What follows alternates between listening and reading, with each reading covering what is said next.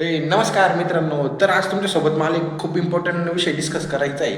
तर विषय काय झाला होता, आता नीट एकदा लक्ष देऊन ऐका, तुम्हाला सांगतो. मी शनिवारी रात्री झोपताना विचार करून झोपलो होतो, की म्हटलं उद्या रविवार आहे, म्हणून आपल्याला रविवारी लेट उठावं लागेल.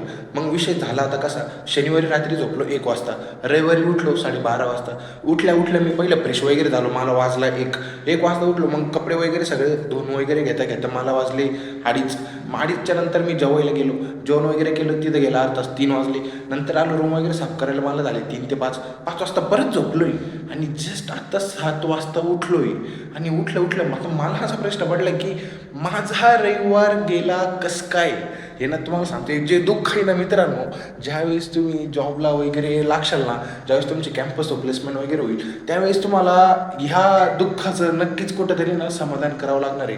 आणि जस्ट मी तोच विचार करतोय, की माझा रविवार गेला कुठं. तुम्हाला पण जर शोध लागला तर सांगा, नेमका रविवार जातो कुठं कॉर्पोरेट लाईफमधला. व्हिडिओ आवडल्यास नक्की शेअर, सबस्क्राईब, लाईक करा. जय हिंद, जय महाराष्ट्र.